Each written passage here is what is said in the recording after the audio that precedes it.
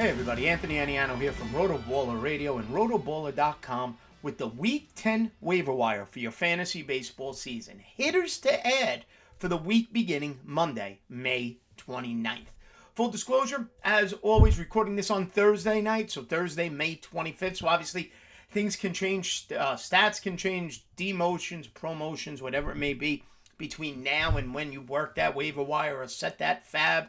Okay, using Yahoo roster percentages as our talking point, keeping it at players 50% or less rostered at this moment in the season. Guys, don't forget, head over to rotoballer.com, sign up today, take advantage of all the great content there free, and sign up for that premium pass using the promotional code ACES.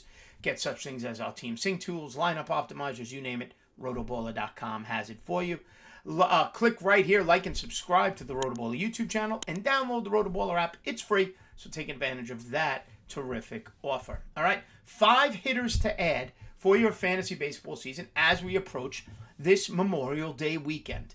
Okay, we've had some injuries: Manny Machado, Carlos Correa, just to name a few players who've been shut down with some injury over the last week or two. So we start in Milwaukee.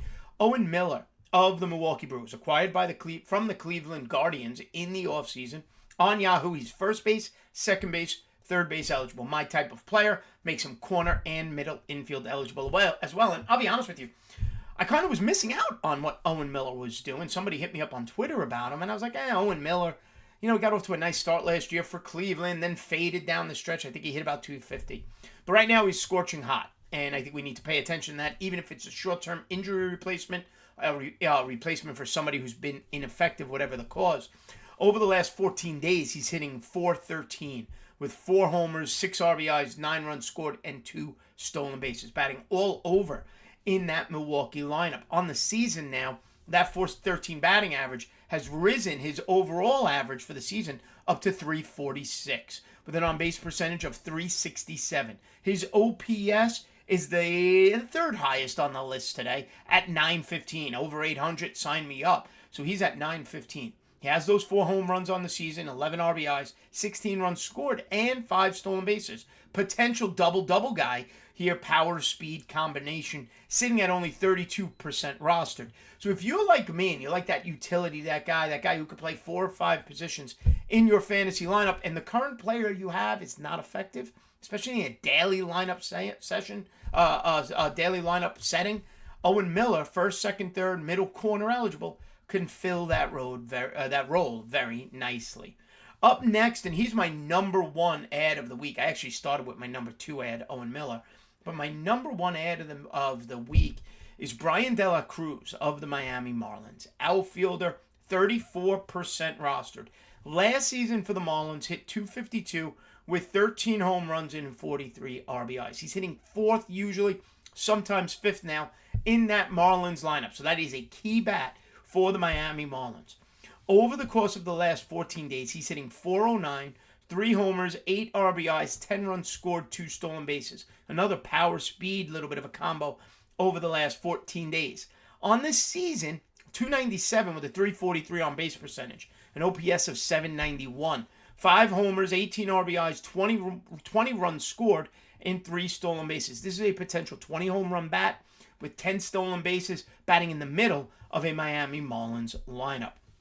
Up next, I was surprised to see this name on the list, but the slow start he had has caused him to go from highly rostered to lowly rostered, and I believe now, once again, Michael Conforto's roster percentage will begin to climb. It is down to 38% rostered, yet over the last 14 days, he's hitting .326. Those 14 days has risen his batting average to .219. He's up to 10 home runs on the season, 5 of those over the last 14 days. 24 RBIs on the season, again, 5 of them over the last 12 days. 27 runs scored, again, hitting 4th in that Giants lineup. Now, Michael Conforto, when he was with the Mets, has shown a variety of skills. Never all in the same year, though. That's been the problem. In 2020, he hit .322. In 2019, he hit 33 home runs. You'd love to see him put that together in the same year. He's never done it. The power has been there. The average hasn't. The average has been there. The power hasn't necessarily been there.